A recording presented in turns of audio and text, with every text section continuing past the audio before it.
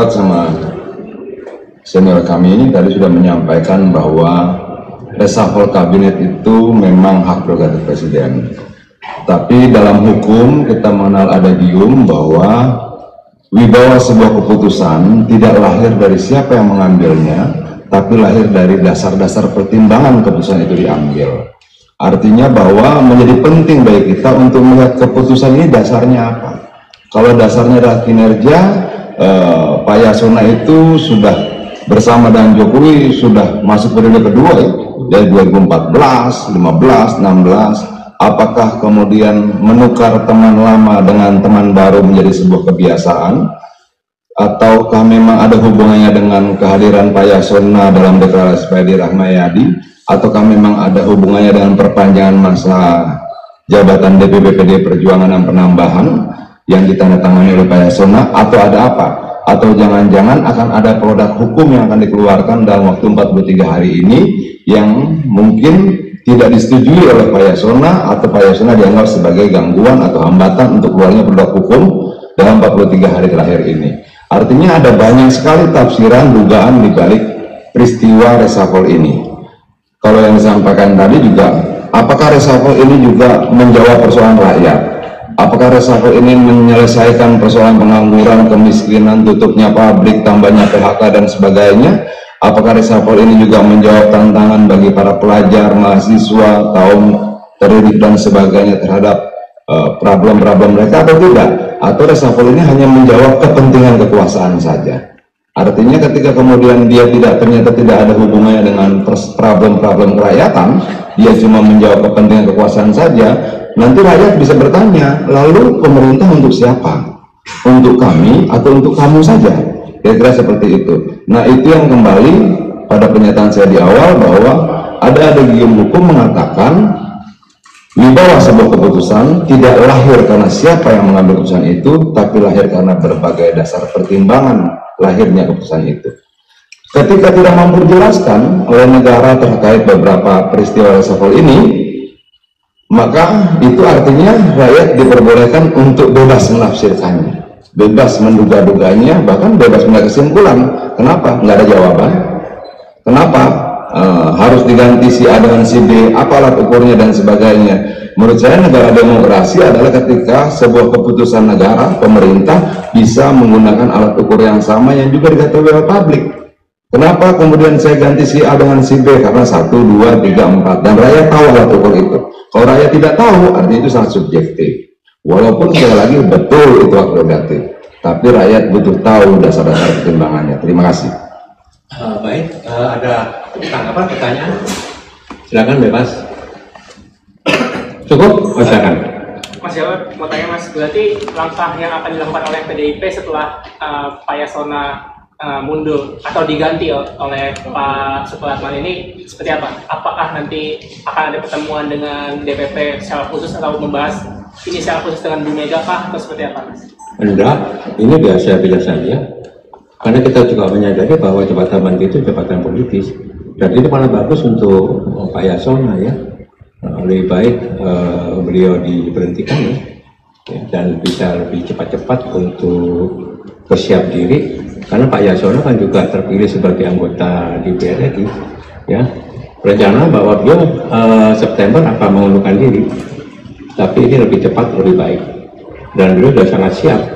Yang penting beliau sudah bekerja maksimal untuk membantu pemerintahan Pak Jokowi sejak 2014 sampai sekarang dengan sebaik-baiknya, dengan seluruh-seluruhnya, dengan berpegang teguh kepada konstitusi ya. Oke. Pak, dari saya ini pertama soal komunikasi dari Pak Jokowi kepada PDIP, artinya memang tidak ada komunikasi yang dilakukan terkait dengan pergantian Pak Yasona sebelumnya. Itu yang pertama. Lalu yang kedua, apakah dari PDIP menilai bahwa memang reshuffle kali ini selain berpolitis, artinya juga Pak Jokowi sudah memberi jarak yang memang lebar kepada PDI Perjuangan ketika salah satu menterinya yang hari ini berarti dengan bintang yang sudah dijebak dari kabinet.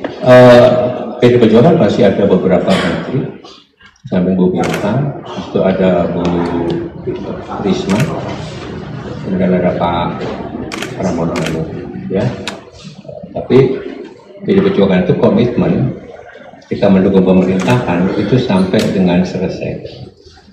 kecuali beliau diberhentikan, dianggap bahwa sudah tidak diperlukan lagi ganti yang baru. Jadi ini komitmen kita untuk bisa mendukung pemerintahan, dan secara konstitusi memang seperti itu. Yang kedua, saya dapat informasi bahwa Pak Jokowi juga sudah berbicara langsung dengan Pak Yasona Lawli, ya. Jadi silakan saja, ya, supaya kita bisa melihat bahwa ini kalau kami melihatnya bukan untuk membangun efektivitas pemerintahan, tidak, tapi lebih banyak untuk mengkonsolidasi kekuasaan Pak Jokowi dalam rangka untuk mengontrol pemerintahan yang akan datang.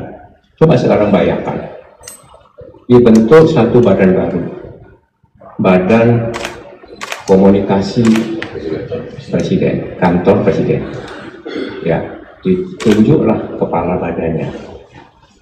Tetapi di situ ingat, itu ada kantor staf kepresidenan (KSP), dan ada deputi berapa yang juga mengurusi masalah komunikasi, gitu ya. Ya, ini bagaimana nanti koordinasinya? Siapa yang menjadi juru bicara presiden? Ini sudah ada konflik di dalamnya. Kami melihatnya seperti itu. Yang kedua, dengan penunjukan Pak Bahlil sebagai Menteri SDM. Padahal Pak Bahlil kita tahu beliau ini pengusaha tambang. Ya, apakah memang tepat Pak Bahlil ditempatkan di kementerian yang sangat strategis? Konflik of interest. Apalagi Pak Bahlil digadang-gadang diajukan sebagai calon ketua umum Partai Golkar. Apakah ada kaitannya ini? Oleh sebab itu ini sifatnya lebih banyak politis. Kalau dikatakan bahwa ini untuk aktivitas pemerintahan, kita nggak percaya. Bagaimana bisa efektif? Cuma kurang dari 2 bulan efektif masa kerja mereka.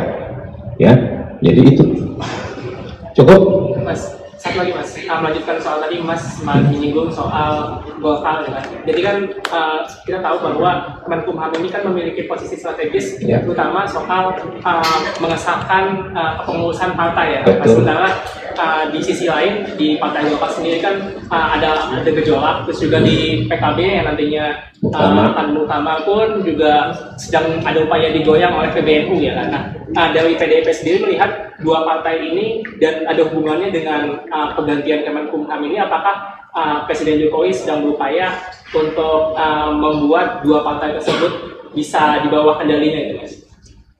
Mengontrol, ya, mungkin, ya, karena sebelum 20 Oktober itu hampir semua partai melakukan pemilihan kepengurusan tingkat pusat, ya.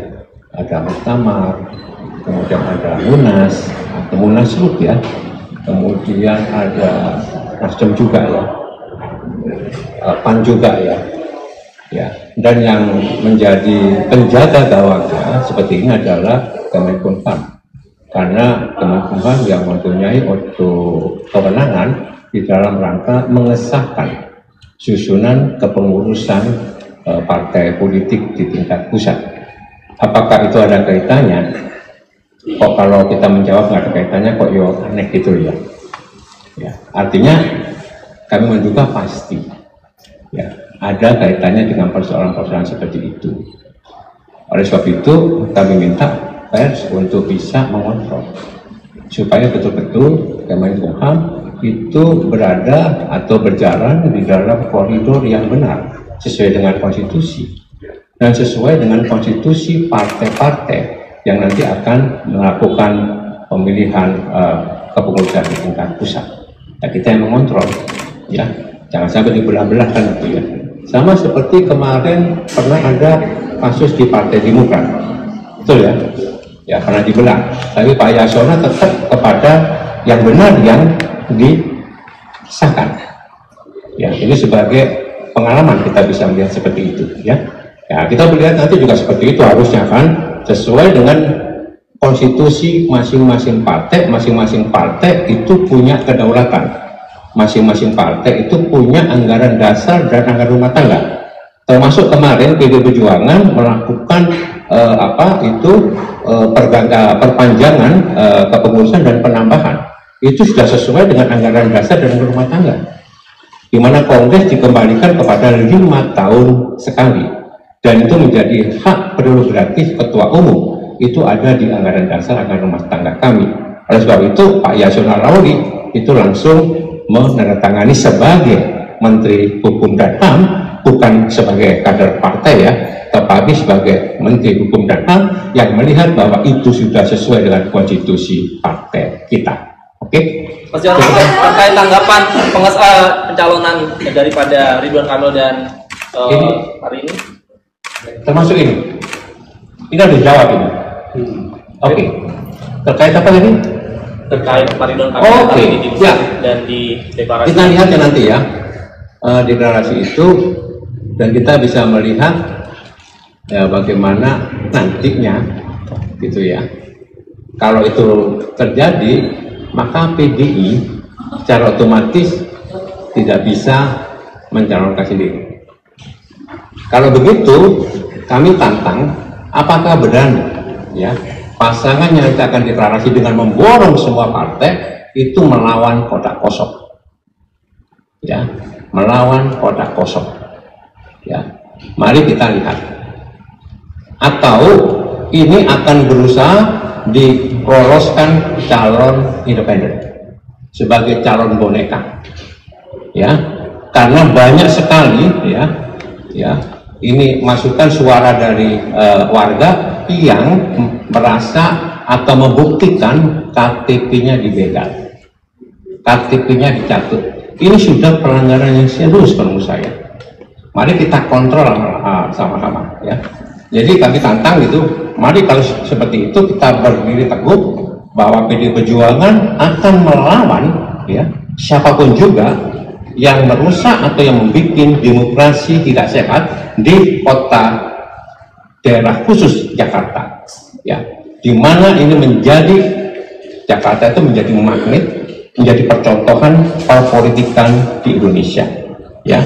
Jadi kami akan posisi itu, dan kami akan selalu bersama dengan rakyat, yang mana rakyat menginginkan ada pilihan-pilihan yang sehat di dalam pertarungan kontestasi kepala daerah, utamanya di Jakarta, ya. Pak Jarod, izin penegasan aja, berarti PDIP tidak mengusungkan siapa-siapa di Pilkada Jakarta, atau adakah nanti sampai pendaftaran 27 ada yang... Kita lihat nanti sampai tanggal 29 Agustus posisi dinamikanya seperti apa. Tapi percayalah bahwa PDI Perjuangan selalu bersama-sama dengan rakyat, dengan akar rumput. Kita selalu mendengarkan suara rakyat. Jadi kita lihat tanggal 29 seperti apa, gitu ya posisinya. Siap. Pak Adian, tambah. Ini Pak Adian ini Pak Sekjen bidang komunikasi. Ini ngomong. Banyak ngomong komunikasi. Apa? Ini Pak Mariamda bilang setelah deklarasi kasus Won ini, bahwasanya Jakarta tidak perlu ada pilkada, cukup kalau pilih saja dari kasus Won secara aklamasi. Gimana ini? Oh, begini. Yang disampaikan sama Mas Jarod itu betul. Kita tidak pernah khawatir kalau ditinggalkan kekuasaan. Kita cuma khawatir kalau ditinggalkan rakyat, kira-kira seperti itu. Sederhananya kayak begitulah. Nah, kalau Pak Mariamda bilang begitu, ya tanya Pak Hari, masa pertanyaan Pak Hari tanya ke gua. Kita sebenarnya nggak ngerti maksudnya apa. Artinya bahwa kemarin berapa hari yang lalu Partai A masih dukung Anies, lalu berubah. Ada Partai B masih dukung Anies, lalu berubah. Nah, sampai tanggal 29 ada nggak yang kemudian tadinya tidak dukung Anies lalu berubah dukung Anies? Mungkin dong, kemungkinan itu sama saja besarnya. Artinya bahwa jangan kita patahkan, jangan kita tiadakan, jangan kita hilangkan juga kemungkinan dinamika politik yang sangat dinamis itu berjalan. Itu loh. Nah, bagaimana sikap PDI Perjuangan? Yang pasti kita akan selalu bersama-sama dengan rakyat. Bang, berarti untuk namanya secara penegasan ya, apakah nanti akan muncul Mas Anies atau Pak Ahok yang paling besar, yang paling kuat di Jakarta sekarang siapa? Kita kan berkomunikasi dengan semuanya. Mengenai siapa nanti di ujungnya, ya kita lihat prosesnya dong. Begitu loh. Oke, Bang, ini Bang. Ya, saya kira kita berharap tadi saya perjalanan dari Bogor ke Jakarta itu mendengarkan El Sinta, saya catat secara statistik, alhamdulillah itu 72% si komentator dan penanya itu merespon bahwa reshuffle yang dilakukan kali ini adalah reshuffle yang sangat syarat dengan politik, kepentingan kekuasaan untuk Pak Jokowi mengontrol kekuasaan berikutnya, jadi itu good news gitu ya. Dan yang kedua saya ingin membangkitkan kita semua rakyat Indonesia ya, bahwa kalau DKI Jakarta dibuat kota kosong, menurut saya ini perusahaan demokrasi yang sangat blunt, sangat jelas. Kenapa? Karena Jakarta itu IPM-nya 85, jadi hampir seperti negara maju. Orang cerdas, orang terdidik, mudah-mudahan ada kebangkitan kolektif ya, bahwa enough is enough gitu ya, bahwa kekuasaan yang sangat brutal sekarang ini ya merusak demokrasi, sistem meritokrasi nggak ada lagi itu ya. Mudah-mudahan ini berkat dari Tuhan ya, bahwa enough is enough gitu ya, dan kami PD Perjuangan berharap itu, dan kami PD Perjuangan akan selalu bersama rakyat, kebenaran, demokrasi. Mudah-mudahan ini membangkitkan kita seluruh rakyat Indonesia untuk bersatu untuk melawan kezoliman dan kehausan kekuasaan. Terima kasih. Oke,